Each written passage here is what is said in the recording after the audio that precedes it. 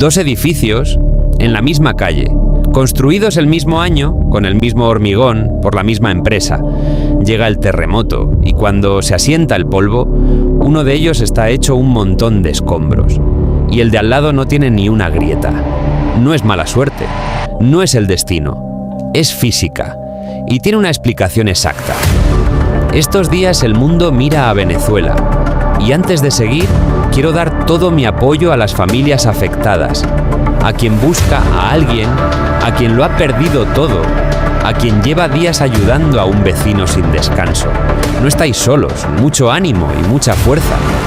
Lo que ha pasado no es un terremoto cualquiera, fueron 2 casi seguidos, y el mayor es el más fuerte que ha sentido el país en más de un siglo. Y mucha gente viendo las imágenes se hace la misma pregunta: ¿por qué ese edificio sí y el de al lado no?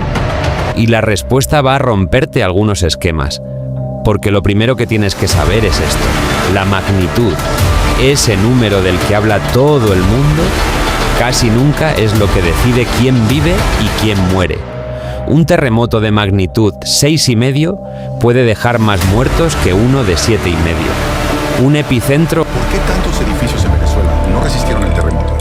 2 terremotos de magnitud 7,1 y 7,5 sacudieron el centro norte del país, dejando cientos de fallecidos, heridos y miles de desaparecidos.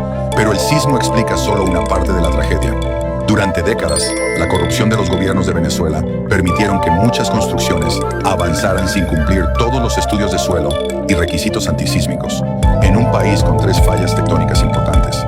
Las licencias se otorgaron con supervisión deficiente y obras que no respetaban las normas de ingeniería. Cuando la tierra tembló, esas debilidades quedaron expuestas. A esto se suma la crisis de los últimos años. Miles de edificios dejaron de recibir mantenimiento, faltaron recursos para reparar estructuras, escasearon materiales de calidad y gran parte de los ingenieros y técnicos emigraron. El resultado fue una combinación devastadora, sumada a un sistema de salud pública sin insumos, ni persona y casi completamente quebrados. ¿Tú qué opinas? A más de 300 kilómetros de distancia, puede arrasar una ciudad entera y apenas despeinar al pueblo que tiene casi encima del foco. Y 2 edificios idénticos, uno al lado del otro, pueden correr suertes opuestas por una sola razón: la nota a la que cada uno vibra. En los próximos minutos vas a entender 3 cosas. ¿Por qué el suelo, y no la magnitud, manda en un terremoto? ¿Por qué unos edificios se vienen abajo y sus vecinos aguantan? ¿Y qué hace exactamente que un edificio sea capaz de salvarte la vida? Empecemos por el malentendido más grande. Cuando ocurre un terremoto, lo primero que sale es un número: 7,5, 6 y 8. Y todos asumimos que ese número mide el peligro, pero no mide eso. La magnitud os mide una sola cosa: cuánta energía se ha liberado allá abajo en la falla, en el punto exacto donde la tierra se rompe. Es como medir la potencia de una bomba. Para que te hagas una idea, un 7,5 pues libera el equivalente a varias veces la bomba del Zar, la mayor bomba nuclear jamás detonada. Cientos de megatones de TNT de golpe. Esa energía monstruosa tiene que viajar desde la falla hasta tu salón. Y por el camino, todo depende de lo profundo que fuera el foco, de lo lejos que estés, de cuánto dure el temblor y sobre todo de una cosa que tienes literalmente bajo los pies y en la que casi nadie piensa: el suelo. Aquí va la primera regla que casi nadie conoce y la dice hasta el Servicio Geológico de Estados Unidos con todas las letras: la roca firme es lo que menos tiembla y el lodo blando es lo que más. Piénsalo así. Imagina que pones la cama directamente sobre el suelo de hormigón. Alguien da un golpe en la pared y casi no lo notas. Ahora pon esa misma cama sobre un colchón de agua. El mismo golpe te lanza en un vaivén que no para.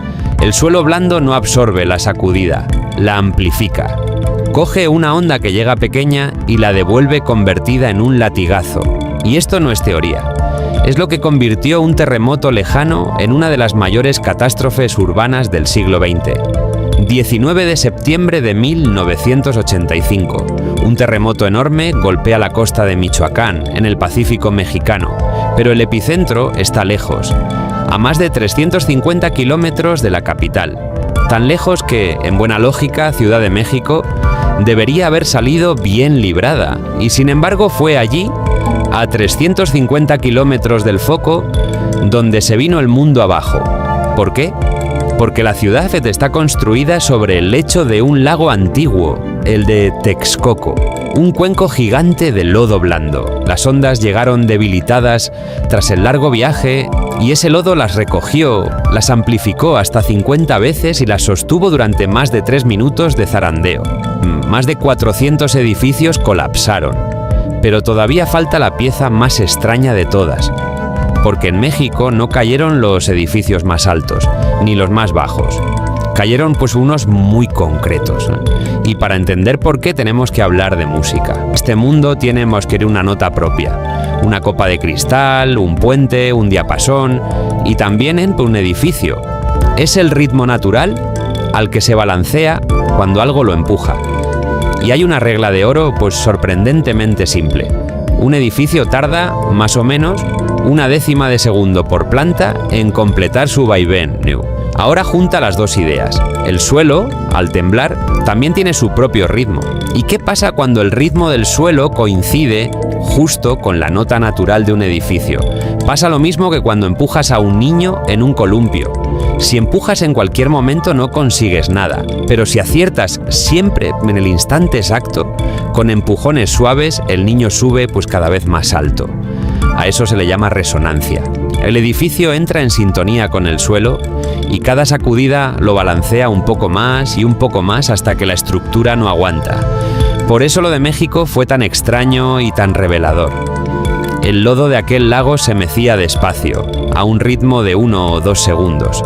Y ese es justo el ritmo al que se balancean los edificios de altura media, los de unas 10 a 15 plantas. Esos actuaron como diapasones. El suelo cantó su nota y ellos resonaron hasta partirse. Mientras tanto, los rascacielos demasiado lentos y las casitas bajas demasiado rápidas quedaron fuera de esa nota mortal. Y aguantaron. Magnitud, suelo, resonancia. Ya tienes las 3 piezas. Ahora deja que te lleve a la noche en que estas 3 piezas encajaron en una sola ciudad. Y casualmente esa ciudad es venezolana. 29 de julio de 1967. Caracas es una ciudad moderna, en plena expansión, llena de edificios nuevos de apartamentos. Es de noche. Y a las 8 en punto, la tierra se mueve. El terremoto no es, ni de lejos, de los más violentos. Magnitud 6,5. Un número modesto. Y por si fuera poco, el epicentro está en el mar, a unos 20 kilómetros de la ciudad. Todo apunta a un buen susto y poco más. Pero cuando termina el temblor, en Caracas hay 4 edificios de apartamentos en el suelo, 4 torres modernas de 10 y 12 plantas derrumbadas. Y se cuenta que en uno de los que cayeron, en el barrio de Los Palos Grandes, esa misma noche había una fiesta. Y aquí viene lo que desconcertó a todos. A pocos metros de esas torres derrumbadas, otros edificios más bajos no tenían apenas un rasguño. ¿Cómo es posible? Mismo terremoto, misma calle, unos abajo, otros en pie. Ya conoces la respuesta porque acabamos de construirla pieza a pieza. Caracas también está en parte sobre sedimentos. Y en esos barrios, Los Palos Grandes y Altamira, el suelo blando era especialmente profundo, más de 300 metros de relleno sobre la roca. Ese colchón gigantesco hizo 2 cosas: amplificó la sacudida y la afinó a una nota muy concreta, la de 1 a 2 segundos. Justo la nota natural de un edificio de 10 o 12 plantas. Las torres altas resonaron como diapasones, las casas bajas no. El suelo eligió a sus víctimas por su altura.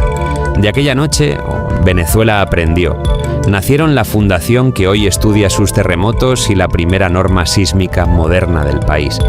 Y quédate con un último detalle, porque cierra el círculo. La falla que rompió aquella noche de 1967 es de la misma familia que la que ha despertado ahora. La Tierra tiene memoria y nos había dejado el aviso escrito.